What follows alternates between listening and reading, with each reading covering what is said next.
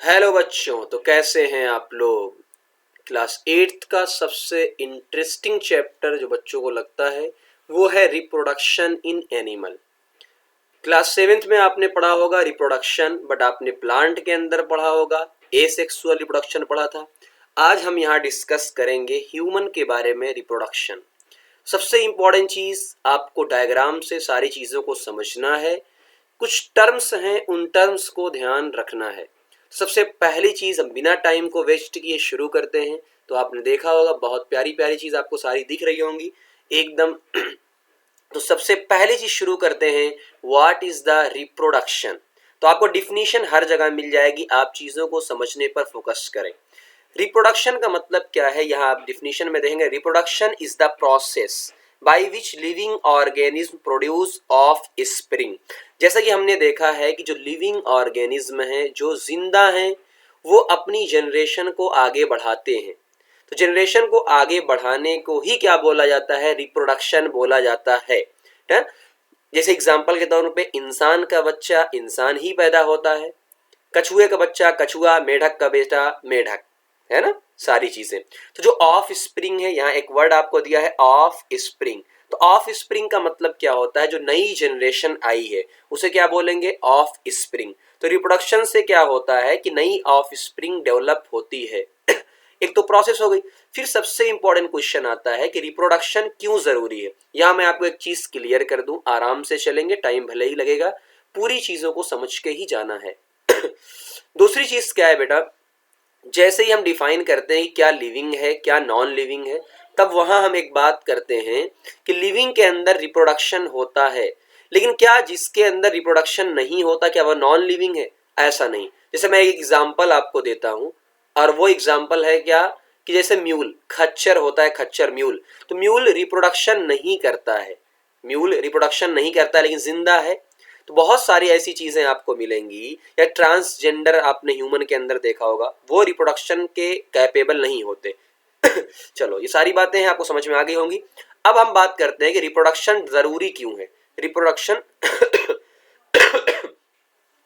जरूरी क्यों है, तो आप एक चीज खुद सोचो। जैसे मैं कह रहा हूं कि 10 लोग दुनिया में बचे हुए हैं, अगर उनकी अगली जनरेशन नहीं आएगी तो क्या वो इंसान 10 के बाद फिर बाकी रहेंगे, नहीं। तो दुनिया में अगर इंसानों को या किसी भी स्पीसीज को बाकी रहना है तो रिप्रोडक्शन की प्रोसेस जरूरी होती है। पहली चीज, reproduction is a process that create new of spring, सही बात है। रिप्रोडक्शन से नए जनरेशन या नई ऑफ स्प्रिंग पैदा होती है।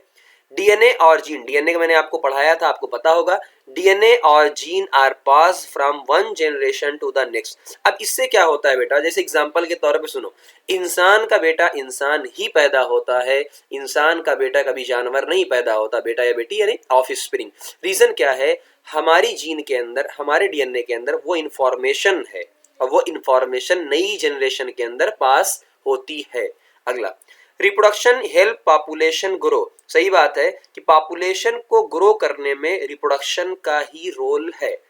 अगला, reproduction reduce the chance of species, वही सेम चीज है कि अगर रिप्रोडक्शन नहीं होगा तो जो भी स्पीसीज है वो दुनिया से क्या हो जाएंगी, विलुप्त हो जाएंगी, यानी खत्म हो जाएंगी। तो रिप्रोडक्शन उनको प्रिजर्व करता है, एक्सटिंक्ट होने से बचाता है। तो हम एक लैंग्वेज में कह सकते हैं कि कॉन्टिन्यूटी ऑफ द लाइफ, क्या कह सकते हैं, कॉन्टिन्यूटी ऑफ द लाइफ को मेंटेन करता है। तो ये चीज आप यहाँ मार्क कर लो, लिख लो, नहीं लिखना है बहुत सारे लोगों को आता है, कोई दिक्कत नहीं। तो हम एक चीज कह सकते हैं कि रिप्रोडक्शन से क्या होता है, कॉन्टिन्यूटी, है ना, कॉन्टिन्यूअस यानी कॉन्टिन्यूटी ऑफ द लाइफ।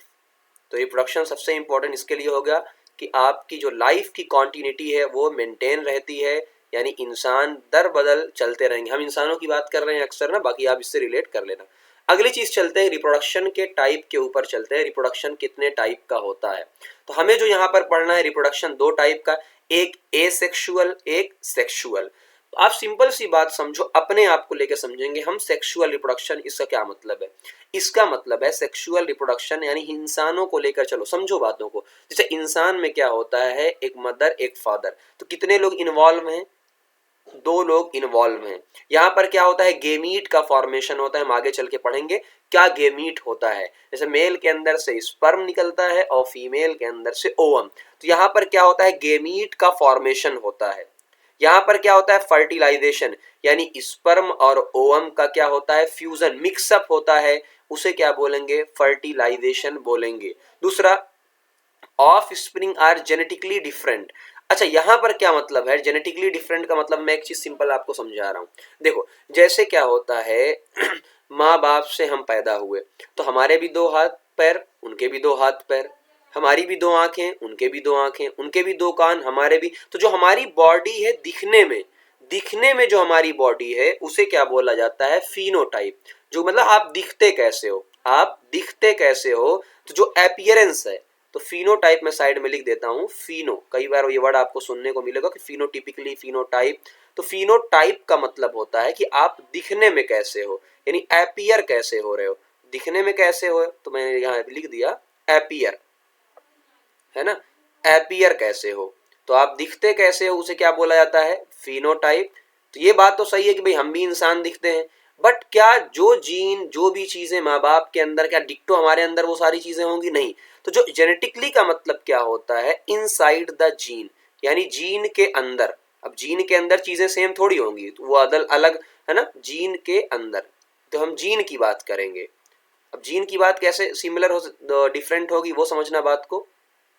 हम ये कहते हैं कुछ क्रोमोसोम या कुछ चीजें मदर से आएंगी, कुछ चीजें फादर से आएंगी, और फिर हमारे अंदर क्या हो जाएगी, एक हो जाएगी। तो बताओ क्या सेम रह सकता है, दो अलग अलग लोगों से आ रहा है। तो जीन की बात करेंगे तो समझना जीन क्या होती है, डिफरेंट। तो जेनेटिकली क्या होंगे, डिफरेंट, लेकिन फिनोटाइप क्या होगा, सेम होगा। इसका उल्टा कर देंगे, एसेक्सुअल रिप्रोडक्शन, है ना, इसमें एक ही पेरेंट्स का इन्वॉल्वमेंट होता है, गेमीट का फॉर्मेशन नहीं होता है। यहाँ पर क्या होगा, जेनेटिकली सिमिलर। आगे हम चीजों को समझते हुए चलेंगे अभी आपको धीरे धीरे जैसे जैसे आगे बढ़ेंगे आपको चीजों को क्लियर होता।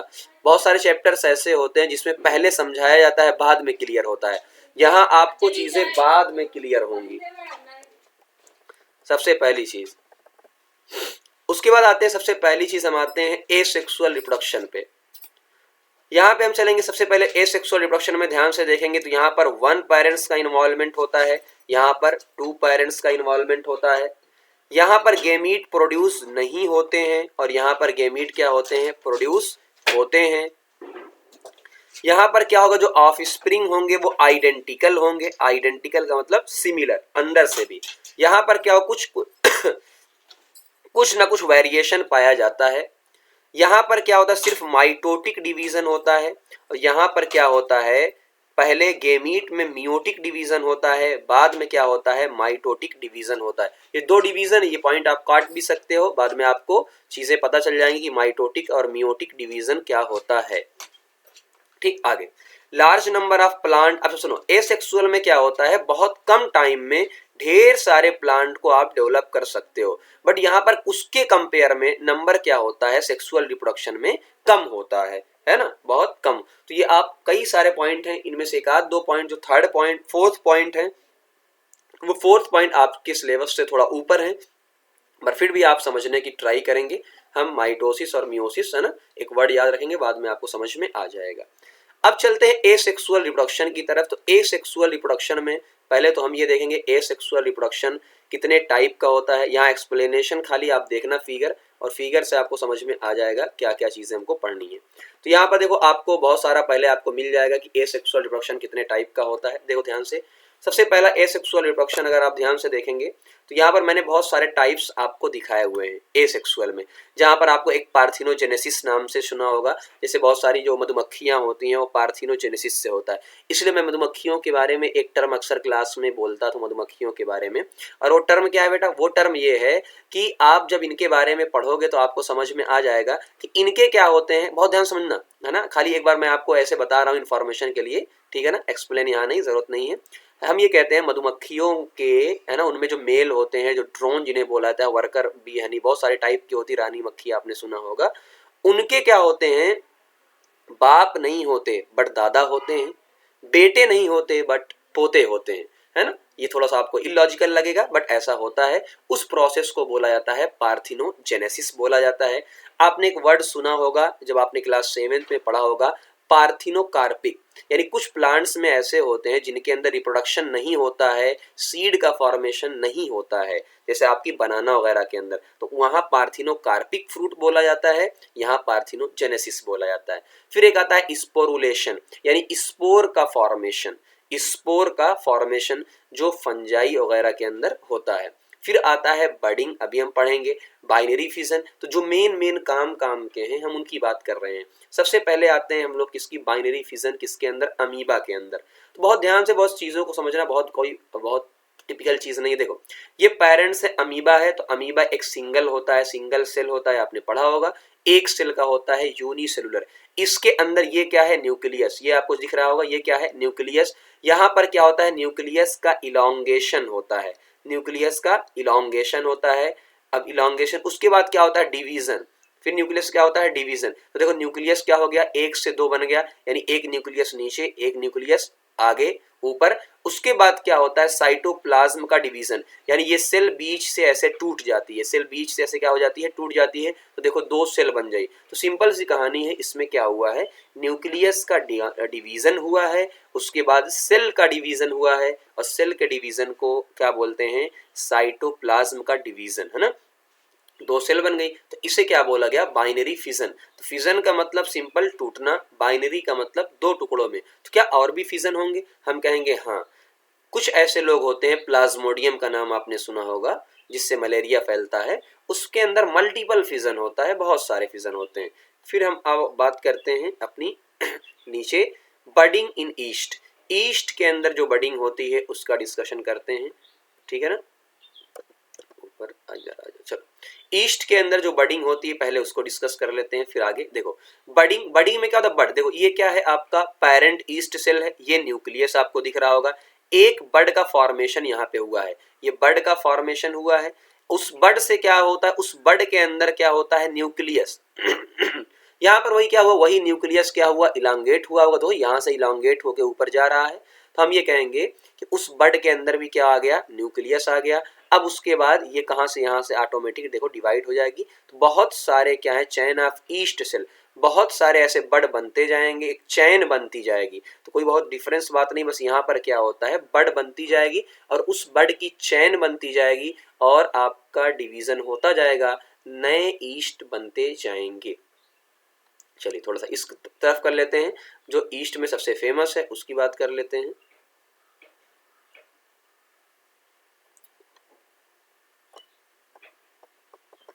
ना। चलो अब यहाँ बात कर लेते हैं, जो हाइड्रा के अंदर जो बडिंग सबसे कॉमन दी होती है हाइड्रा के अंदर, उनकी बात कर लेते हैं। तो वो हाइड्रा की बडिंग ही सबसे ज्यादा इंपॉर्टेंट जो आपको अक्सर बुक के अंदर मिलेगी, वो क्या है, देखो सबसे पहली चीज, ये पेरेंट हाइड्रा है ना, पेरेंट्स है। इसके अंदर क्या है, सेकंड पॉइंट पे तो डेवलपिंग बड, यहाँ से बड क्या हो रही है, डेवलप हो रही है, नई बड पूरी की पूरी बन गई और बड बनने के बाद यहाँ से निकल गई। तो क्या आपको एक्सप्लेन करने की जरूरत है, फिगर देखो और आप चीजों को समझ गए होगे। एक नई बड निकलती है, वो बड डेवलप होती है और जब पूरी बन चुकती है तो ऑटोमेटिक क्या हो जाती है, हट जाती है। फिर एक आपको नीचे दिख रहा होगा फ्रेगमेंटेशन इन स्पाइरोगाइरा, अगला एग्जांपल क्या है उसका, क्या नाम है, एसेक्सुअल रिप्रोडक्शन का फ्रेगमेंटेशन।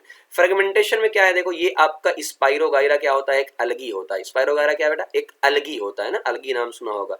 इनके अंदर क्लोरोप्लास्ट होता है, अलगी है तो फोटोसिंथेसिस करता है, तो आपने नाम सुना होगा। तो मैं यहाँ कुछ चीजें हिंट के तौर पे आपको लिख दे रहा हूँ कि देखो स्पाइरोगाइरा क्या होता है, हमने कहा भाई स्पाइरोगाइरा अलगी होता है। फिर आपने ये भी बात सुना होगा, अलगी एक प्लांट ही होते हैं, तो अगर अलगी है तो फोटोसिंथेसिस करेगा, तो मैं डॉट्स में शॉर्ट फॉर्म में लिख दिया फोटोसिंथेसिस। अलगी है तो फोटोसिंथेसिस करेगा। अब फोटोसिंथेसिस है, तो फोटोसिंथेसिस है तो फोटोसिंथेसिस किससे करता है, क्लोरोफिल से।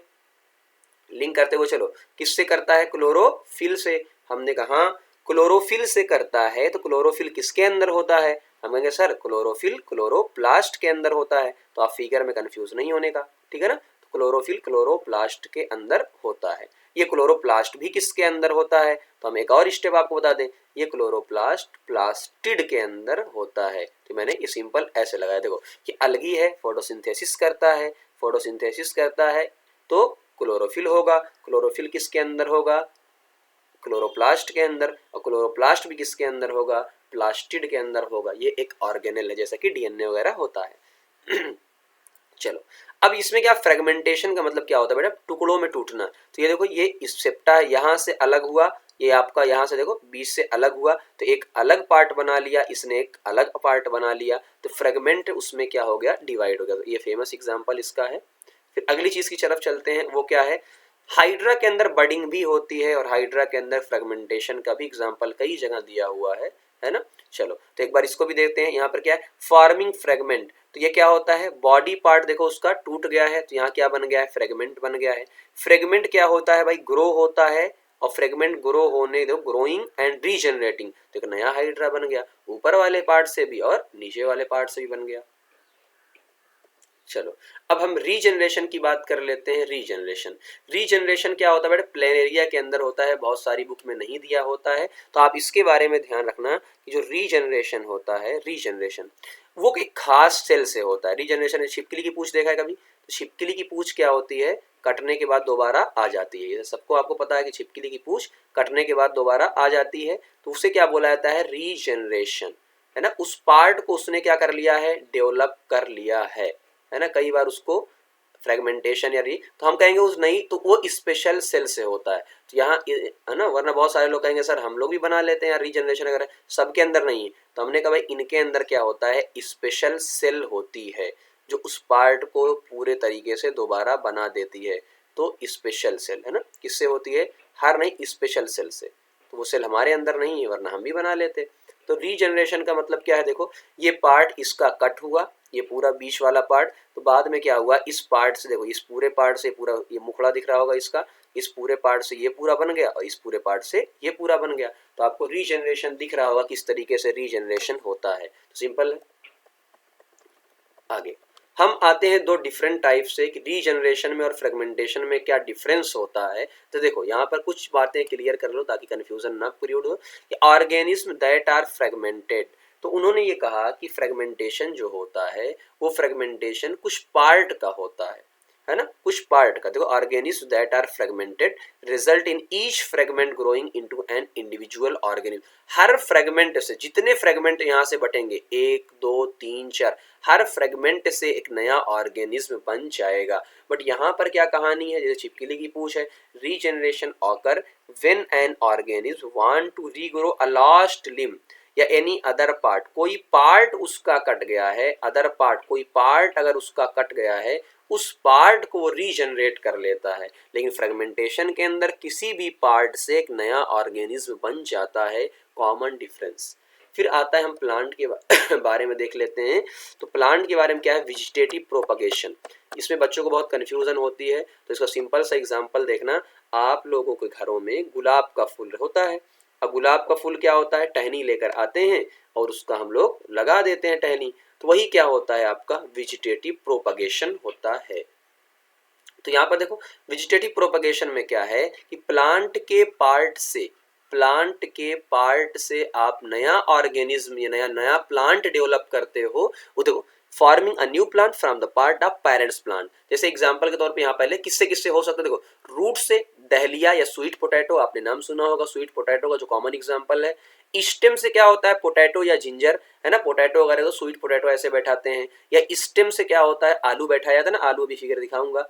लीव से क्या है? ब्रायोफिलम वगैरह, है ना। तो यहाँ पर क्या प्रोसेस होती है? देखो, ये पेरेंट्स प्लांट है, इसके पार्ट को पहले क्या किया गया? कट किया गया, तो ये कट वाला पार्ट है।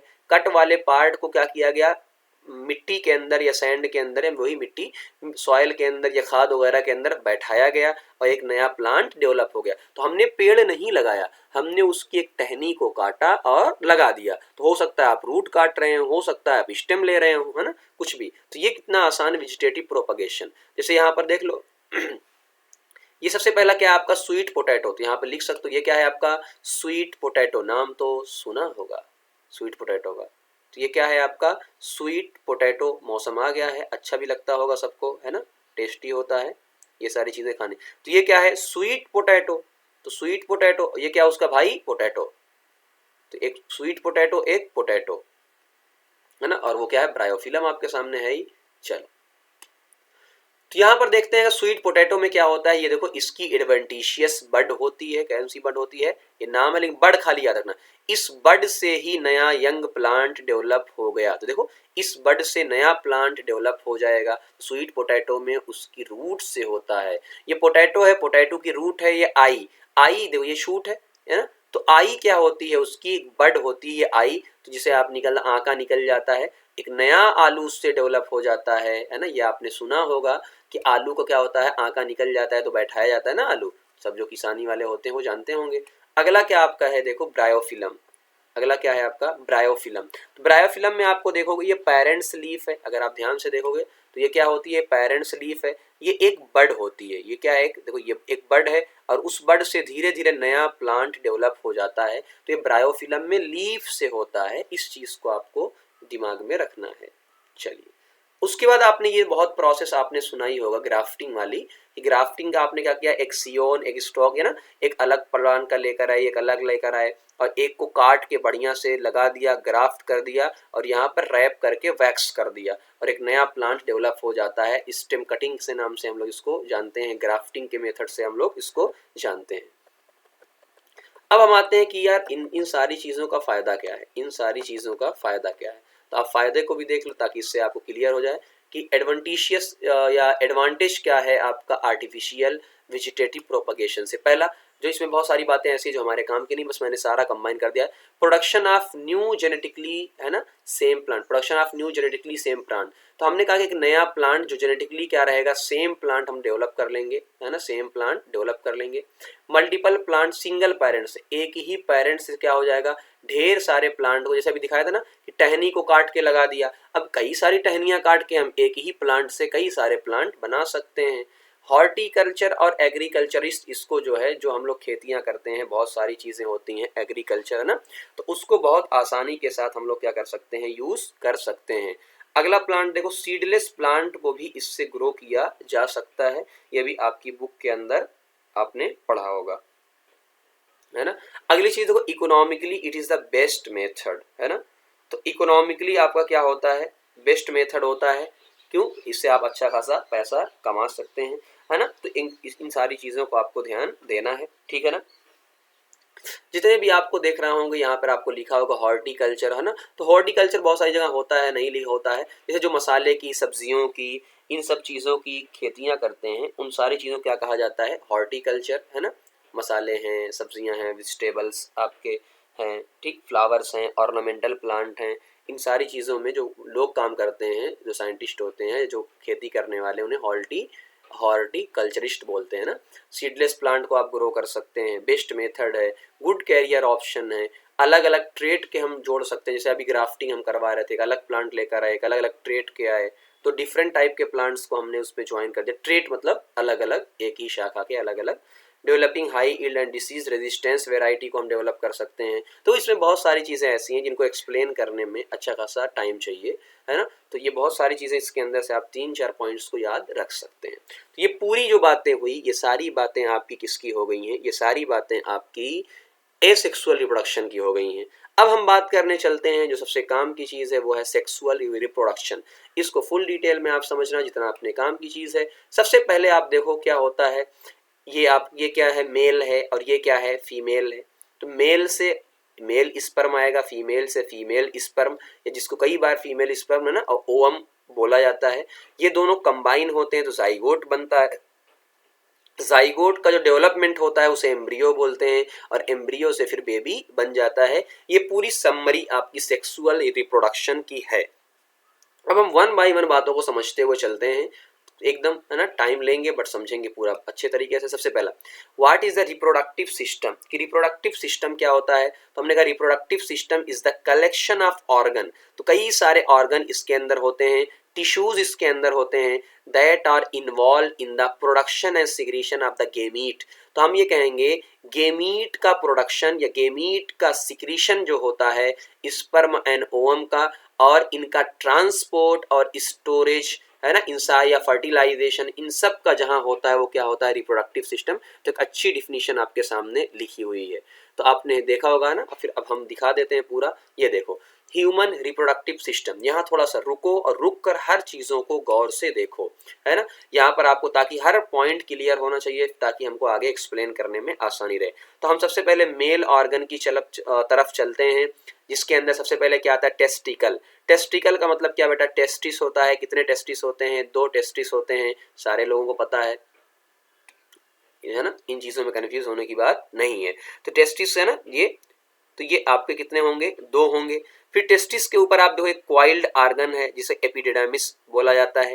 ये पेनिस होता है ना, तो पेनिस से क्या होता है, जो स्पर्म है या यूरिन है बाहर आता है ना। तो ये पूरे को क्या बोला जाता है, देखो पूरे को पेनिस बोला जाता है। ये अंदर देख जो आपको ट्यूब दिख रही होगी ट्यूब, तो उसे क्या बोला जाता है, यूरेथ्रा। तो पूरे को पेनिस बोला जाता है। अंदर जो आपकी एक ट्यूब है, जो नली है जिसे बोलते हैं, है ना, उसे क्या बोला जाता है, यूरेथ्रा। ये आपको हो, ये एक जो आपको पाइप जा रही है, ये पाइप आपको ध्यान से दिख रही होगी जिसे बोलेंगे हम वास डिफरेंस। ये भी कितनी पाइप है, देख लो ये कितनी पाइप है, 2 पाइप है। यहाँ से स्पर्म का ट्रांसपोर्टेशन होगा। ये प्रोस्टेट है, सेमिनल वेसाइकल है, ये दोनों क्या होती हैं बेटा, ये ग्लैंड होती हैं। ये क्या होती हैं, ग्लैंड होती हैं। और ग्लैंड का सिक्रीशन होता है, ग्लैंड होती है, और ग्लैंड से कुछ ना कुछ सिक्रीट होगा, और उस सिक्रीशन से स्पर्म को एनर्जी वगैरह मिलती है ना। तो इससे ग्लैंड से क्या मिलती है, एनर्जी मिलती है, फ्लूइड यहाँ से रिलीज होता है। तो यहाँ से क्या मिलती है, एनर्जी है, लुब्रिकेशन है ना, ये सारी चीज़ें मिलती हैं। फिर बात करते हैं हम सेमिनल वेसाइकल, ये 2 ग्लैंड का नाम है, एक और ग्लैंड है यहाँ पर नाम नहीं दिया। फिर क्या आता है, यूरिनरी ब्लैडर, जिसमें क्या होता है, यूरिन स्टोर होता है ना, यूरिन क्या होता है, स्टोर। ये आपने मेल की बातें पढ़ लिया। फिर एक क्वेश्चन यहाँ पे आता है ना, अभी यही बता देता हूँ, टेस्टिस बाहर क्यों होता है, अंदर क्यों नहीं होता है, बहुत सारा ना, टेस्टिस बाहर क्यों लटका हुआ होता है। तो हम ये कहते हैं कि टेस्टिस इसलिए बाहर होता है क्योंकि टेस्टिस को जब स्पर्म फॉर्म करता है उसको टेम्परेचर बॉडी से कम चाहिए। इतनी बात याद रखना, हमारे बॉडी का जो टेम्परेचर है उससे कम टेम्परेचर चाहिए, इसलिए बाहर होता है ताकि टेम्परेचर कम रहे। अब फीमेल ऑर्गन की बात कर लेते हैं वन बाय वन। ये देखिए बाहर से सबसे पहले ये विजाइना होता है, विजाइना के आगे जाएंगे तो सर्विक्स आएगी, सर्विक्स के आगे जाएंगे तो एंडोमेट्रियम की, अभी ये एंडोमेट्रियम मैं यहाँ लिख देता हूँ, हालांकि जरूरत नहीं, यहाँ एंडोमेट्रियम एक लेयर है ना, ये बहुत इंपॉर्टेंट है। एंडोमेट्रियम क्या है, एक लेयर है, और उस पूरे पार्ट किसकी लेयर है, यूटेरस की एक लेयर है। तो ये आपको दिख रहा होगा यूटेरस, तो यूटेरस की एक लेयर है। इधर आपको ओवरी है, ओवरी भी कितनी है, 2। फिमरी आपको दिख जाएगी, वो भी क्या है, 2। और ये आपको दिख जाएगी एक डक्ट, जिसे हम लोग बोलेंगे फॉलोपियन ट्यूब। कई बार इसको लोग क्या बोल देते हैं, ओवी डक्ट या ट्यूब, फॉलोपियन ट्यूब, है ना, ये सारी चीजें बोला जाता है। तो ये आपने पार्ट समझ लिए। अब जब पार्ट आपने समझ लिए, फिर चीजों को ताकि मैं बताऊंगा मैच करते हुए जाएंगे। अब सबसे पहले बात करते हैं what is a gamete. Gamete क्या होता है, सारा खेल गेमीट का ही है बेटा, सारा खेल गेमीट को समझ लोगे, कहानी डन। सारा खेल गेमीट का है, अच्छे समझो। गेमीट क्या है, gamete are specialized sex cell, है ना, सेक्स सेल होती हैं found in organism that reproduce sexually, यानी जो सेक्सुअली रिप्रोड्यूस होंगे उनके अंदर सेक्स सेल होगी, तो हम कहेंगे उस सेक्स सेल को क्या बोला जाता है, गेमीट बोला जाता है। ह्यूमन बीइंग के अंदर तो गेमीट क्या होता है, एग, फीमेल के अंदर क्या होता है, एग, मेल के अंदर क्या होता है, स्पर्म। तो आप यहाँ भी देखेंगे धीरे धीरे, these cells are responsible for transmitting the genetic information। सही बात है, इनके अंदर क्या होता है, क्रोमोसोम, और क्रोमोसोम क्या होता है, उसके अंदर जेनेटिक इंफॉर्मेशन होती है, पेरेंट्स की जो बच्चों में आगे ट्रांसफर होगी। इसीलिए हमने कहा था मदर से अलग इंफॉर्मेशन आएगी, फादर से अलग इंफॉर्मेशन आएगी। इसीलिए जो ऑफ स्प्रिंग होता है उसके अंदर एक नई वेराइटी डेवलप होती है, जेनेटिकली डिफरेंट होता है। आगे, during fertilization egg and the sperm unite, है ना, फर्टिलाइजेशन में हम आगे पढ़ेंगे कि जब स्पर्म और ओवम, मेल और फीमेल का जो गेमीट होता है वो जब एक साथ यूनाइट होता है तो क्या फॉर्मेशन करता है, जाइगोट, और बाद में वो एम्ब्रियो बनता है। आगे, gamete are unique, gamete unique क्यों है, because they contain only half of the genetic material, only half, ये हम बात करेंगे। सबको ये चीज पता हो, जिसको नहीं पता उसको देखने की जरूरत है। हमारी बॉडी के अंदर, हमारे अंदर कितने सेल होते हैं, अब यहाँ मैं हल्की सी बात कर लेता हूँ, इधर देखो कि जो ह्यूमन होता है, ह्यूमन है ना, ह्यूमन के अंदर हम टोटल बात कर रहे हैं कि ह्यूमन के अंदर बेटा, ह्यूमन है, ह्यूमन के अंदर 2 2n is equal to 46 chromosome होते हैं। ये बात आपको बहुत अच्छे से पता होगी, नहीं पता है तो आपको पढ़ने की अच्छे से ज़रूरत है। हम कहेंगे ह्यूमन के अंदर, है ना, 2n का मतलब क्या होता है बेटा, डिप्लॉइड, है ना, कि हर क्रोमोसोम वो क्या है, किसके अंदर है, पेयर के अंदर है। तो डिप्लॉइड है यानी पेयरिंग में है ना। जैसे एग्जांपल के तौर पे देखो, एक पेयर ये हो गया, एक पेयर ये हो गया, एक पेयर ये हो गया। तो यानी ऐसे ही 46 क्रोमोसोम हैं, तो मैं इनको कह सकता हूँ इनके अंदर 23 पेयर्स हैं। इनके अंदर क्या है, 23 पेयर क्रोमोसोम हैं। सही बात है, 23 पेयर क्रोमोसोम, इतनी बात आपको समझ में आ गई होगी। बट इनका कहना यह है कि ह्यूमन के अंदर है, बट जब भी गेमीट का फॉर्मेशन होगा, बात को बहुत ध्यान समझना, जब भी गेमीट का फॉर्मेशन होगा, बार बार भाग जाता है, जब भी गेमीट का फॉर्मेशन होगा तो 46 के अंदर से कितने क्रोमोसोम आएंगे, सिर्फ अब यहाँ आपको ध्यान देना है ना। देखो हमने कहा भाई ये एग है, एग किसके अंदर होता है, फीमेल गेमीट के अंदर, हैप्लॉइड होता है। स्पर्म क्या होता है, मेल का गेमीट होता है, ये भी हैप्लॉइड होता है। तो क्या मतलब इसका है, इसका सिंपल मतलब ये है कि 46 के अंदर से 23 पेयर के अंदर से, यानी 46 के अंदर से 23 ही क्रोमोसोम गेमीट के अंदर आते हैं। इसीलिए देखो ये पेयर कितना खुश है ना, कह रहा है we have 23, we each have 23 chromosome, यानी इन दोनों के पास कितने क्रोमोसोम हैं, 23 क्रोमोसोम है। तो डिप्लॉइड से क्या बन गया, यानी 46 से क्या बन गया, 23। तो यहाँ देखो मैंने दिखाया हुआ है आपका, ये जाइगोट है ना, यहाँ स्पेलिंग का मिस्टेक है, तो ये क्या है, जाइगोट, साइगोट नहीं होता है, जाइगोट। तो देखो 23 क्रोमोसोम कहाँ से आए, हमने कहा भाई 23 क्रोमोसोम ये किसके हैं भाई, ये फीमेल के हैं, तो मैंने एफ लिख दिया, ये फीमेल के हैं, और ये किसके हैं, मेल के। 23 इससे आए, 23 इससे आए, और टोटल कितने हो गए, 46 क्रोमोसोम फिर से हो गए। तो देखो पेरेंट्स के अंदर भी 46 क्रोमोसोम थे, हमारे अंदर भी 46 क्रोमोसोम है। ऐसा कैसे हुआ, क्योंकि 23 उनसे आए, 23 उनसे आए, बाद में कितने हो गए, 46। तो आपको अच्छे से समझ में आ गया होगा ये पॉइंट। अगर आपको समझ में आ गया है तो आप कमेंट ज़रूर करिएगा, नहीं आया है तो कमेंट करके बताइएगा क्या नहीं समझ में आया है।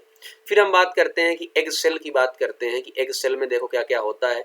तो इनकी लेयर्स होती है। देखो एग सेल के अंदर साइटोप्लाज्म, साइटोप्लाज्म के अंदर बहुत सारा एनर्जी स्टोर होता है। न्यूक्लियस तो होगा ही होगा भाई, हर सेल के अंदर न्यूक्लियस होता है। तो ये जो एग है ये एक सेल, जो गेमीट होते हैं एक सिंगल सेल होते हैं, इसलिए देखो क्या लिखा है, सेल।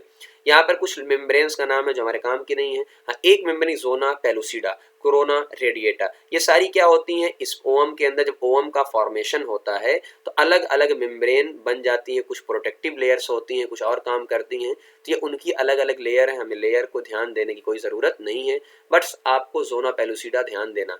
ये क्या है, अपना स्पर्म है, तो स्पर्म को ध्यान से देखेंगे तो स्पर्म के 3 पार्ट हैं। देखो पहला पार्ट अगर ऊपर वाला आप पूरा देखेंगे, इस पार्ट को क्या बोलते हैं, हेड बोलते हैं। हेड, हेड के अंदर आपको मिल जाएगा न्यूक्लियस, और न्यूक्लियस और सेंट्रियोल। तो इन दोनों के, सेंट्रियोल एक ऑर्गेनेल होता है, इन दोनों के अंदर क्या होता है आपका कि वही तो आगे लेकर जाएगा, इन्फॉर्मेशन होती है। एक्रोसोम क्या करता है, डाइजेस्ट करने के काम करता है, लेयर को डिसॉल्व करता है। तो एक्रोसोम का एक काम खाली याद रख लेना, डिसॉल्व, क्योंकि आपको जब भी ओवम के अंदर जाना है तो आपको डिसॉल्व करना पड़ेगा। तो ओवम की लेयर को डिसॉल्व करने का काम कौन करता है, एक्रोसोम। ये आपको बीच वाला मिडिल पार्ट दिखेगा, तो मिडिल पार्ट ना, तो मैं यहाँ पर लिख देता हूँ मिडिल। तो मिडिल पार्ट के अंदर आप ध्यान से देखोगे तो क्या लिख रहा होगा आपको, माइटोकॉन्ड्रिया। तो माइटोकॉन्ड्रिया भाई जहाँ जहाँ भी आएगा, हमारे अंदर भी जहाँ जहाँ भी होता है, माइटोकॉन्ड्रिया क्या काम करता है, एनर्जी देने का काम करता है। एक्सियल फिलामेंट, ये लास्ट पार्ट आपको दिख रहा होगा, लास्ट वाला पूंछ जैसा, तो इसे क्या बोलते हैं बेटा, इसे बोला जाता है टेल। और टेल का काम क्या होता है, यहाँ मैं लिख देता हूँ, है ना, टेल का काम करता है मूव करने का, है ना, तभी तो भागेगा लहरिया के। चलो तो ये आपको समझ में आ गया होगा, स्ट्रक्चर भी समझ में आ गया होगा। तो जितनी इन्फॉर्मेशन चीज़ें काम की मैं बता रहा हूँ, बहुत एक्स्ट्रा नहीं बता रहा हूँ कि आपके सिलेबस का नहीं है। चलिए अब हम बात कर लेते हैं कि सबका क्या क्या काम होता है, उनकी बात कर लेते हैं। बहुत सारे बच्चे यहाँ कन्फ्यूज रहते हैं, हम उनकी बात कर लेते हैं भाई सारे कि काम क्या क्या होते हैं। सबसे पहले हम मेल की बात करते हैं कि मेल के जो जो फंक्शन है धीरे धीरे क्या क्या काम के हैं। चलिए सबसे पहले देखो, जो भी बच्चे कंफ्यूज रहते हैं उनके लिए सारी चीज़ें देखो। सबसे पहले टेस्टिस, ये ऊपर वाला गोल गोल आपको क्या दिख रहा होगा, टेस्टिस दिख रहा होगा। तो आपको यहाँ देखना सबसे टेस्टिस विद सेमनीफेरस ट्यूब्यूल, है ना, कुछ बातें यहाँ पे एक्स्ट्रा हैं। टेस्टिस के अंदर क्या होता है, सेमनीफेरस ट्यूब्यूल्स होती, कुछ ट्यूब्यूल्स होती हैं जिनमें स्पर्म का प्रोडक्शन होता है। कलेक्टिंग डक्ट होती है जो इनको क्या करती है, कलेक्ट करके ट्रांसपोर्ट और स्टोर करने का काम करती है। ये क्वाइल्ड पार्ट आपको ऐसे लहरियाता हुआ दिख रहा होगा, एपिडिडाइमिस, ये ट्रांसपोर्ट, मैचुरेशन और इजैकुलेशन का काम करते हैं, स्पर्म के रिलीज का काम करते हैं। वास डिफरेंस जो स्पर्म के डक्ट के नाम से जानी जाती है वो भी ट्रांसपोर्ट करने में हेल्प करती है। सेमिनल वेसाइकल जो ग्लैंड होती है वो क्या secrete thick liquid to transport sperm, है ना। और प्रोस्टेट ग्लैंड आपको है तो ये देखो लिखा है, ये आपका थिन एल्कलाइन सॉल्यूशन, है ना। ये आपको ध्यान हर चीज, एल्कलाइन सॉल्यूशन, एल्कलाइन का मतलब क्या होता है, बेसिक सॉल्यूशन, ताकि क्या होता है to neutralize urine and female system, ताकि यूरिन क्या होता है, एसिडिक होता है बेटा ना। अगर ये आपको ध्यान नहीं होगा, एक हल्की सी चीज, यूरिन में क्या होता है, तेजाबियत, नहीं क्या तेजाबियत, तो हमारा यूरिन क्या होता है, एसिडिक होता है ना, एक्टिवली उसका भी रीजन होता है। तो यूरिन क्या होता है, हल्का सा एसिडिक होता है, बहुत ज्यादा नहीं, हल्का एसिडिक। तो इसके असर को खत्म करने के लिए कुछ चीजें एल्कलाइन, एल्कलाइन का मतलब बेसिक, तो एसिड क्या, बेस क्या करता है, एसिड को न्यूट्रलाइज कर देता है। फिर एक काउपर्स ग्लैंड होती है, ये लुब्रिकेट करने का काम करती है। तो मैंने कहा था ना, ये सारे जो ग्लैंड होते हैं अपने को इनका फंक्शन ध्यान रखने की जरूरत नहीं है, तो है ना। यूरेथ्रा क्या करता है, passage for urine and the sperm, हाँ ये चीजें आप ध्यान रख लेना, इसका यूरेथ्रा का फंक्शन। और पेनिस क्या करता है, कॉपुलेशन करने का काम होता है ना। ये सारी तो आपको समझ में आ गया कि आपको बहुत ज़्यादा याद करने की ज़रूरत नहीं है। हाँ ये ध्यान देना है कि भाई टेस्टिस स्पर्म का प्रोडक्शन करता है, यूरेथ्रा जिसके अंदर से क्या होता है, यूरिन और स्पर्म दोनों पास होते हैं, और जो ग्लैंड होती है वो उसके आप कह लो कि इजेकुलेशन सिक्रीशन में या उसके एनर्जी देने में हेल्प करती है। तो मेल के लिए इतना ही ज़रूरी है। फीमेल पार्ट को देख लेते हैं, फीमेल पार्ट ज़्यादा इंपॉर्टेंट है ना, क्योंकि इनके फंक्शंस हर बुक के अंदर दिए रहते हैं। फीमेल के कुछ पार्ट्स देखो, एक्सटर्नल पार्ट्स होते हैं जिसे वल्वा बोलते हैं, इंटरनल कुछ पार्ट होते हैं। तो ये क्या होता है, एक क्लाइटोरिस पार्ट होता है, labia majora, labia minora, vaginal opening, ये एक्सटर्नल पार्ट होते हैं, है ना ये सारे। तो कुछ सेक्सुअल स्टिमुलेशन में हेल्प करते हैं, कुछ प्रोटेक्शन में हेल्प करते हैं, कुछ लुब्रिकेशन। तो ये बहुत सारी बुक के अंदर नहीं दिया होता है। हाँ इंटरनल पार्ट के बारे में बुक के अंदर दिया होता है, तो पूरा देखो। सबसे पहले नीचे वाले पार्ट, सबसे देखो वेजाइना को देखो, तो वे ये क्या होता है, ये वाला पार्ट वेजाइना होता है, ये इंटरकोर्स और बर्थ में क्या करता है, फंक्शन करता है। सर्विक्स वाला जो पार्ट होता है ये प्रोटेक्शन और बर्थ में हेल्प करता है। यूटेरस का जो पार्ट होता है ये सबसे इंपॉर्टेंट है, यूटेरस वाला पार्ट जहाँ पे फीटस का डेवलपमेंट होता है, तो ये पार्ट सबसे इंपॉर्टेंट है, फीटल का डेवलपमेंट होता है। ओवरी क्या करता है, देखो एग का मेचुरेशन, और एग मेच्योर कहाँ पर होगा और रिलीज कहाँ होगा, ओवरी के अंदर। फालोपियन ट्यूब जो पूरी जो आपको दिख रही होगी दोनों तरफ, इसके अंदर क्या होता है, फर्टिलाइजेशन और एग का ट्रांसपोर्ट। जहां जहां मैंने हाईलाइट किया है उसी पार्ट को आपको ध्यान रखना है। अब एक नजर इसको भी देख सकते हैं, है ना, कि ओ देखो मैंने पूरा लिखा है भाई, ओवरी के अंदर क्या होता है ना, पूरा देख सकते हैं। ऊ साइट का मतलब क्या होता है, वही जो ओवम करी, ovary site of storage and development of the ऊ साइट। तो ऊ साइट से कंफ्यूज मत होना, ये ओवम ही समझ लो है अपने लिए। ओविडक्ट का मतलब वही फालोपियन ट्यूब, ये क्या करती है, ऊ साइट को ट्रांसपोर्ट करती है और फर्टिलाइजेशन यहाँ पे होता है। यूटेरस क्या होता है, जहाँ एम्ब्रियो डेवलप होता है। सर्विक्स लोअर पार्ट यूटेरस का होता है जो वेजाइना में ओपन होता है। और वेजाइना क्या होता है, ऑर्गन ऑफ सेक्सुअल इंटरकोर्स, यहाँ लुब्रिकेशन होता है और इसे बर्थ कैनाल के नाम से भी जाना जाता है। और मेल वाला आपने पढ़ ही रखा है पूरा, तो मेल को भी एक शॉर्ट हर तरीके से मैं आपको बता रहा हूँ ताकि मेल वाला पार्ट भी आपका कवर। तो मेल के अंदर देखो क्या क्या है, ध्यान से अगर आप देखेंगे इसको, मेल में सबसे पहले टेस्टिस है जो कि प्रोड्यूस करता है स्पर्म, है ना, और मेल स्टेरॉइड का मतलब जो सेक्स हार्मोन होते हैं उनका। एपिडिडाइमिस स्टोर करता है, वास्ट डिफरेंशियल नहीं भी पढ़ेंगे कोई दिक्कत नहीं, कंडक्ट करता है। ग्लैंड जो होती है वो सेमिनल फ्लूइड करते हैं ना, जो मैंने का बताया था अभी, फ्लूइड प्रोड्यूस करती है और नरिशमेंट प्रोवाइड करती है। यूरेथ्रा कंडक्ट करता है स्पर्म को, यूरिन को आउटसाइड की तरफ, बाहर की तरफ। Penis organ of copulation, copulation अगर आपको ना, कॉपुलेशन का सेक्सुअल इंटरकोर्स। स्क्रोटम का मतलब क्या है, temperature, provide proper temperature for the testis ना, हो गया। अब यहाँ कुछ बातें आपको हैं कि भाई देखो पेनिस क्या होता है, तो male reproductive organ and transfer of the that transfer urine, तो स्पर्म और यूरिन को जो ट्रांसफर करता है उसे पेनिस कहते हैं। ये एपिडिडाइमिस, कुछ बच्चे कंफ्यूज हो रहे थे। The coil tube in the scrotum, ये क्वाइल ट्यूब आपको दिख रही होगी पूरी की पूरी क्वाइल ट्यूब। तो ये जो क्वाइल ट्यूब आपको दिख रही होगी, ये पूरा हिस्सा जो क्वाइल ट्यूब का आपको दिख रहा होगा, इस तरफ भी देख लेना, उसे एपिडिडाइमिस बोलते हैं, जिसे स्टोर भी करता है स्पर्म को। और ये क्या होता है, सेमनीफेरस ट्यूब्यूल या इसके टेस्टिस के अंदर ये आपको ट्यूब दिख रही है, कोई छोटी छोटी, इनमें क्या करता है, डेवलप होता है, स्पर्म डेवलप होता है। फिर कुछ बच्चों का कंफ्यूजन आ रहा है, सर इससे सीमेन क्या बला होती है, तो हमने कहा सीमेन कुछ और नहीं होता है, mixture of sperm and seminal fluid. अभी जो आपने कहा था भाई ग्लैंड का सिक्रीशन एक क्या होता है, स्पर्म होता है, एक सेमिनल फ्लूइड यानी ग्लैंड का जो सिक्रीशन है। तो अगर स्पर्म के अंदर ग्लैंड का सिक्रीशन हो गया तो साइड में आप लिख सकते हैं सेमिनल फ्लूइड क्या होता है, ग्लैंड का सिक्रीशन। तो अगर ये मैंने कहा भाई ग्लैंड का जो भी सिक्रीशन है, तीनों ग्लैंड होती हैं, तो ग्लैंड का जो भी सिक्रीशन है वो सेमिनल फ्लूइड बोला गया।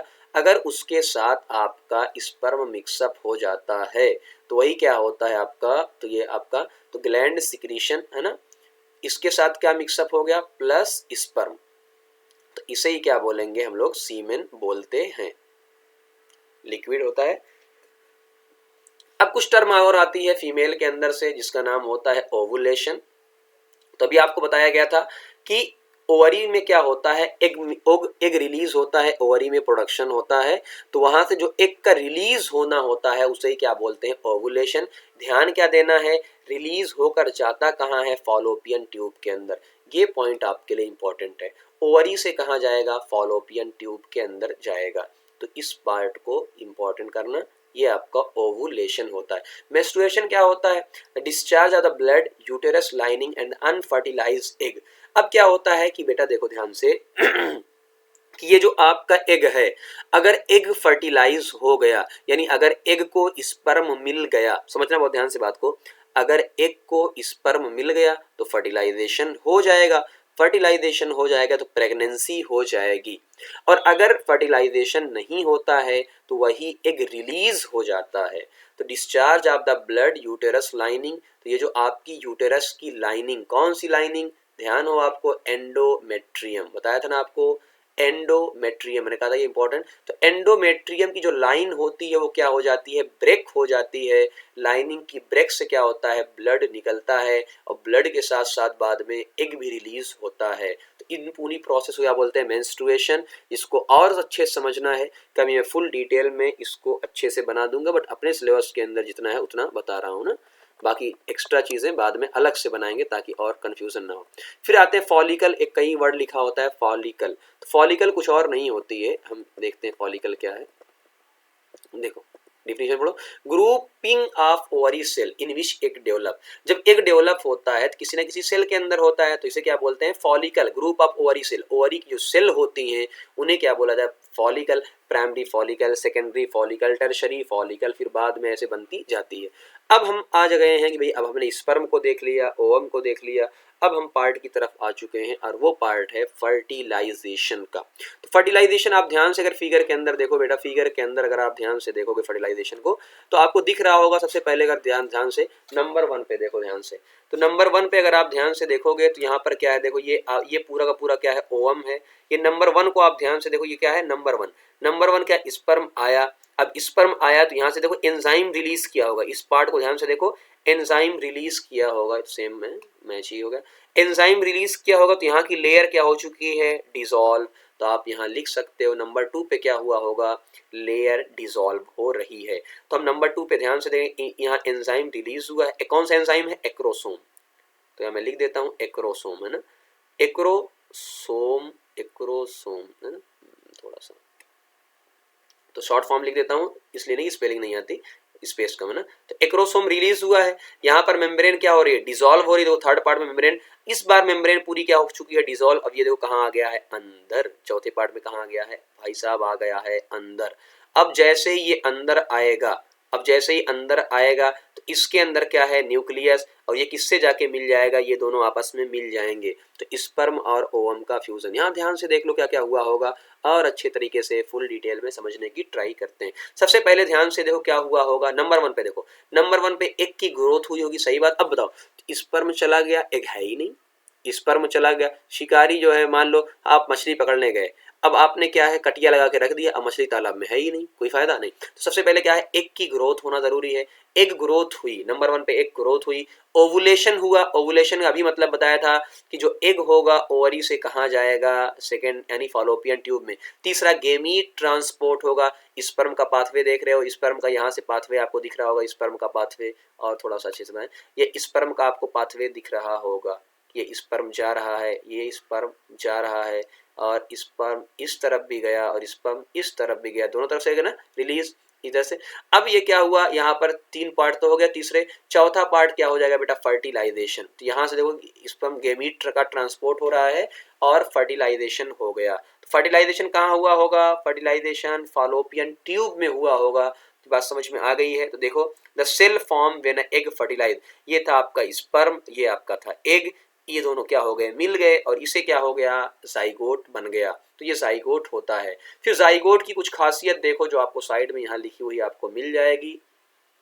पहला फॉर्मेशन जाइगोट का कैसे होता है, फिर मैंने आपको कहा 23 वहां से आते हैं, 23 वहां से आते हैं, टोटल कितने बन जाते हैं जाइगोट के अंदर, 46 बन जाते हैं। तो ये क्या हो गया आपका, देखो ये आपका जाइगोट, ये आपका क्या है जाइगोट, और जाइगोट के अंदर कितने क्रोमोसोम हो गए, 46 क्रोमोसोम है। न्यूक्लियस क्या है, एक ही है, एक ही सेल है ना। तो देखो तो एक सेल है तो न्यूक्लियस भी कितना होगा, एक। तो यहाँ मैं लिख देता हूँ, ऐसा ना समझ लेना 2 सेल हो गई है, एक सेल है। जाइगोट कितनी सेल है बेटा, एक सेल है, तो न्यूक्लियस भी कितना होगा, एक होगा। बस न्यूक्लियस क्या होगा, डिप्लॉइड होगा, है ना, यानी 46 क्रोमोसोम उसके अंदर हैं, पेयरिंग के अंदर होंगे। ये बात बहुत इंपॉर्टेंट है, आपको ध्यान रखना। चलो अब चलते हैं कुछ बातें आपकी, फॉर्मेशन कैसे हुआ है। देखो zygote is a fertilized egg, सबसे इंपॉर्टेंट चीज, जाइगोट क्या है, फर्टिलाइज्ड एग है, यानी एग जो अकेला था अब फर्टिलाइज हो चुका है। तो अगर मैं आपसे पूछूं what is a fertilized egg, तो आप कहोगे ऐसा एग जिसके अंदर स्पर्म मिल चुका है, वो क्या होगा, फर्टिलाइज्ड एग।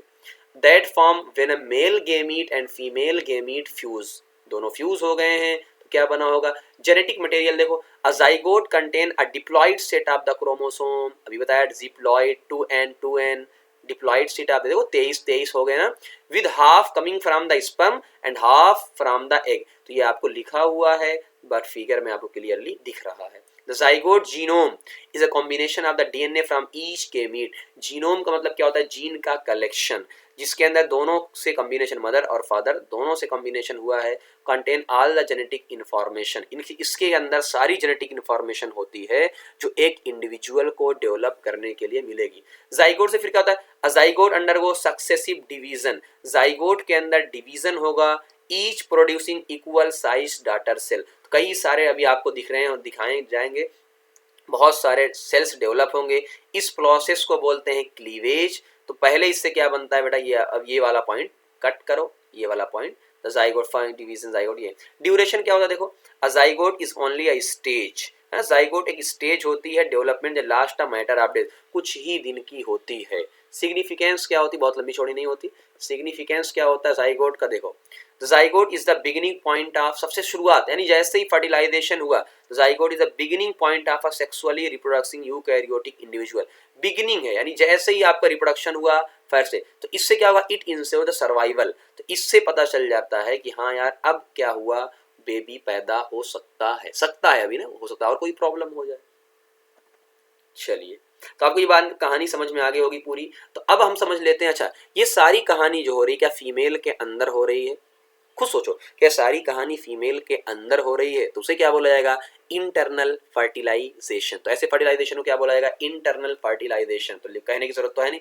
अब हम बात कर लेते हैं what is the external fertilization. तो खुद सोचो, the union of sperm and egg outside the female body, कि अगर फीमेल बॉडी के बाहर फ्यूजन हो रहा है तो उसे क्या बोलेंगे आप, एक्सटर्नल फर्टिलाइजेशन बोलेंगे। देखो लिखा है gamete outside the females body, अक्सर किसके अंदर होता है, फ्रॉग के अंदर कॉमन देखते हैं। और भी कैसे, पहले देखो during spring and rainy season frog move to the pond, सही बात है, पॉन्ड के अंदर जाते हैं। Male and female frog clasp each other in a mating posture called amplexus, इसकी जरूरत नहीं है ना, इस वाले की जरूरत नहीं है, करते हैं यहाँ तक। तो ये दोनों, the female release 100 of the egg into water, बहुत सारे, कितने अपने यहाँ तो एक रिलीज, इनके यहाँ 100, देखो बहुत ढेर सारे आपको दिख रहे हैं। द मेल रिलीज स्पर्म, तो मेल क्या करता है उसके ऊपर स्पर्म रिलीज करता है, the sperm swing through the water using their long tail and fertilize the egg. ये बात समझ में आ गई। अब fertilize egg, the fertilize egg hatch into tadpole, तो उस फर्टिलाइज एग से क्या बन जाता है, टैडपोल बनता है, तो धीरे धीरे फ्रॉग के अंदर कन्वर्ट हो जाता है। किसके किसके अंदर होता है, ये फ्रॉग के अंदर होता है, फिशेस के अंदर होता है, इन लोगों के अंदर होता है।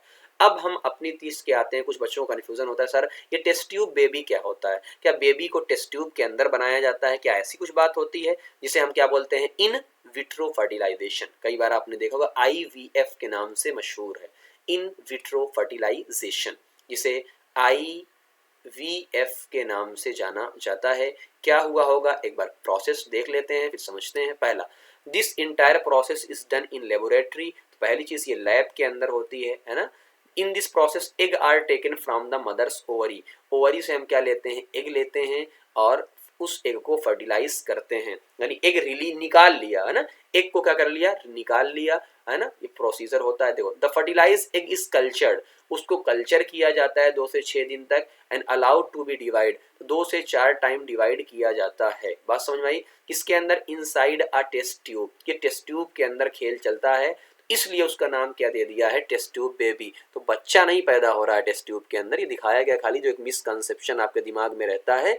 ये जो एग है, एग को फर्टिलाइज करने के बाद कुछ दिन तक टेस्ट ट्यूब में उसको रखा जाता है ताकि वो डिवाइड हो जाए। उसके बाद फिर से उस एग को मदर की यूटेरस के अंदर डाल दिया जाता है, जहां वो नॉर्मली डेवलप होता है। ये उसके बाद प्रेगनेंसी हो जाती है।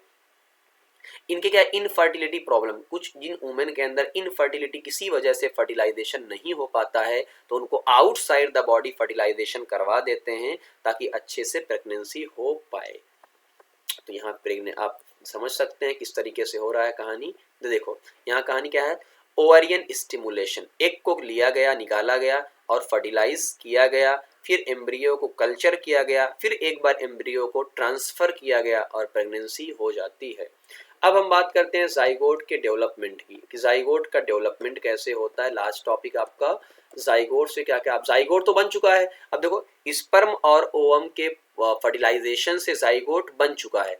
अब समझना कहानी यही सारे इंपॉर्टेंट, जाइगोट से क्या बनता है, एम्ब्रियो, एम्ब्रियो से क्या बनता है, फीटस, और फीटस से क्या बनता है, बेबी। तो ये आपको याद होना चाहिए कि पहले जाइगोट, फिर एम्ब्रियो, फिर फीटस और फिर बेबी का फॉर्मेशन होता है। डेवलपमेंट ऑफ एम्ब्रियो की बात कर लेते हैं, बार बार ऊपर, डेवलपमेंट ऑफ एम्ब्रियो तो कैसे कैसे हुआ होगा समझना। तो ये पहले एग है, एग से क्या बनता है, जाइगोट, कैसे बना होगा, फर्टिलाइजेशन, समझ गए कहानी। एग से जाइगोट बना, देखो एक यहाँ पर एक सेल दिख रही होगी, एक यहाँ पर क्या हो चुकी है, यहाँ पर सेल का मतलब, सेल तो अभी भी एक है बट यहाँ पर न्यूक्लियस क्या हो चुके हैं, सॉरी गलती मुझसे हो रही है, मैं ये कह रहा हूँ यहाँ पर हैप्लॉइड है, बस यहाँ पर क्या हो गया है, डिप्लॉइड, यानी जोड़े के अंदर।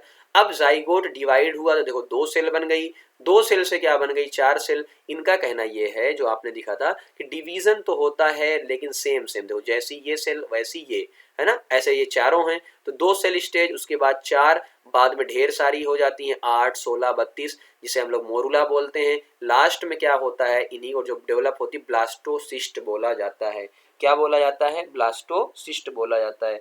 एक बार ध्यान से फिगर को देखो, फिर मुझको बताओ क्या आपको समझ में आ रहा है कि नहीं आपको समझ में आ रहा है। ध्यान समझना इस बात को, ठीक है ना, कि जो आपका क्लस्टर ऑफ सेल है, जो क्लस्टर ऑफ द सेल है, उसे ही क्या बोला जाता है, आपका ब्लास्टोसिस्ट। तो आप देख सकते हैं ब्लास्टोसिस्ट मतलब क्लस्टर ऑफ द सेल। तो यहाँ आप लिख सकते हो कि बहुत सारी सेल का जो क्लस्टर होता है, cluster of the cell. Cluster आपको जो एग से आपको मिला जाइगोट के बाद से, अर्ली स्टेज ऑफ एम्ब्रियो ना तो क्लस्टर ऑफ सेल को क्या बोला गया, ब्लास्टोसिस्ट। इस तरफ भी देख लो, फर्टिलाइज एग है, 2 सेल, 4 सेल, 8 सेल, 16 सेल, फिर ढेर सारी सेल आपको दिख रही होगी, उसे क्या बोला गया, ब्लास्टोसिस्ट। और ब्लास्टोसिस्ट के बाद फिर धीरे धीरे फीटस बनना स्टार्ट हो जाता है। अभी और देखो, एक बार और समझ लो, अच्छे समझ के जाओ क्या ही दिक्कत है ना। देखो ये पहले ह्यूमन था, इसके अंदर जाइगोट आया, यूनिसेलुलर ऑर्गेनिज्म, उसके अंदर क्या है मान लो, है ना, अच्छा यहाँ यूनिसेलुलर क्यों लिखा है, जाइगोट एक सेल का होता है, इसको बहुत ध्यान से समझना है, मैं खुद कंफ्यूज हो गया था। यूनिसेलुलर लिखा है, ऑर्गेनिज्म नहीं लिखना चाहिए था इसको, क्योंकि ऑर्गेनिज्म थोड़ी एक सेल होती है, तो इसको आप कट कर दीजिए फिलहाल, यूनिसेलुलर कंफ्यूज नहीं होना। तो जाइगोट क्या यूनिसेलुलर है, इसके अंदर डिवीजन होता जाता है और इसके बाद क्या है, सेल एक ग्रुप बना लेती है जिसे बॉल ऑफ द सेल, बाद में है ना ब्लास्टोसिस्ट, आपने ध्यान से देख ब्लास्टोसिस्ट। फिर यूटेरस के अंदर क्या होता है, डेवलपमेंट होता है ना, ये क्या हो जाता है आपका एम्ब्रियो बनता है, एम्ब्रियो अर्ली, देखो ये क्या होता है एम्ब्रियो, जो कि क्या होता है मल्टी सेलुलर, ढेर सारे सेल बन चुके हैं। उसके बाद क्या होता है, यहाँ पर ऑर्गन डेवलप हो चुका है, तो फीटस वो स्टेज होती है जहाँ पर आर्गन, देखो सारे आपको हाई हेड सब दिख रहे होंगे, तो जहाँ आर्गन क्या हो चुके हैं, डेवलप हो चुके हैं, विजिबल हो रहे हैं, तो इसे क्या बोला जाता है, फीटस। बाद में वही क्या निकल के आ जाता है जिसे हम लोग बेबी के नाम से जानते हैं। बात समझ में आ गई है, सिंपल है ना। चलो अब जाइगोट और फीटस में और सब चीज़ों में डिफरेंस एक बार देख लो ताकि आपको क्लियर रहे, कंफ्यूजन ना हो। पहला आप ध्यान से देखोगे तो यहाँ पर जाइगोट क्या है, देखो zygote is a form by the fusion of the ovum, तो ये किससे बनता है, फ्यूजन से बनता है, जबकि ये डिवीजन से बनता है ना, form by the repeated division, है ना, कई बहुत सारे डिवीजन होते हैं तो फीटस बनता है। ये एक सिंगल सेल होता है जबकि ये मल्टी सेलुलर होता है। यहाँ पर कोई भी आर्गन नहीं बनते हैं, सही बात, एक सेल का है तो क्या ही आर्गन बनेंगे, इनमें क्या होता है ऑर्गन डेवलप हो जाता है, ये फर्टिलाइजेशन के बाद form by the process of fertilization, जबकि ये क्या होता है मल्टीप्लिकेशन से बनता है और ये फर्टिलाइजेशन से। ये क्या होता है फर्टिलाइज एक को जाइगोट बोलते हैं, जबकि ये क्या होता है जहां पर सारे बॉडी पार्ट दिखने लगते हैं एम्ब्रियो के, वहां क्या बोलते हैं फीटस। बहुत सारा डिफरेंस आपको पता चल गया। अब हम एक बार देख लेते हैं एम्ब्रियो और फीटस में क्या डिफरेंस है। यहाँ कॉमन चीज है, देखो embryo is a form by the repeated cell division, कि जैसे ही जाइगोट के अंदर ढेर सारे डिवीजन होने लगते हैं उन्हें क्या बोल जाता है एम्ब्रियो। और फीटस क्या होता है, एम्ब्रियो जब क्या हो जाता है आपका डेवलप हो चुका होता है, ग्रोथ हो चुकी होती है, तो उसे क्या बोला जाता है फीटस। एम्ब्रियो क्या होता है, unborn baby in the uterus in the early stage of development, यानी अप टू 8 वीक, है ना, जबकि ये क्या होता है 8 वीक टिल द बर्थ, यानी 8 वीक के बाद बर्थ से लेकर 8 वीक के बाद से लेकर आगे वो पूरा क्या होता है आपका फीटस। एम्ब्रियो ये भी मल्टी सेलुलर, ये भी मल्टी सेलुलर। तो आप एक प्रोसेस समझ में आ गया होगा, सिंपल एक लाइन में मैं जल्दी से कन्वर्ज कर देता हूँ, मर्ज कर देता हूँ। इस बात का आपको ध्यान रखना है कि जो जाइगोट होता है, जैसे ही स्पर्म और ओवम का फ्यूजन हुआ उसे क्या बोला गया जाइगोट। फिर जब जाइगोट डिवाइड होने लगा कई सारी सेल में तो क्या बोला गया एम्ब्रियो। तो एम्ब्रियो कुछ दिन तक यानी 8 वीक तक एम्ब्रियो रहता है, फिर उस एम्ब्रियो में जब ऑर्गन डेवलप हो चुके होते हैं तो उसे बोला जाता है फीटस। सॉरी। फिर आता है लास्ट टॉपिक आपका I think implantation. What is the implantation, इसको समझ लो। इम्प्लांटेशन क्या होता है ताकि आपको डिफरेंस क्लियर रहे। इम्प्लांटेशन बेटा देखो ध्यान से, चलो इधर देख लो। इम्प्लांटेशन क्या होता है कि जैसे ही पहले वन बाय वन आपको बात समझाते हैं, इधर देखो ध्यान से। फर्टिलाइजेशन देखो क्या हुआ, यहाँ पूरी बात समझ में आई। स्पर्म और ओवम का क्या हुआ, फॉलोपियन ट्यूब में फर्टिलाइजेशन हुआ, जाइगोट बना।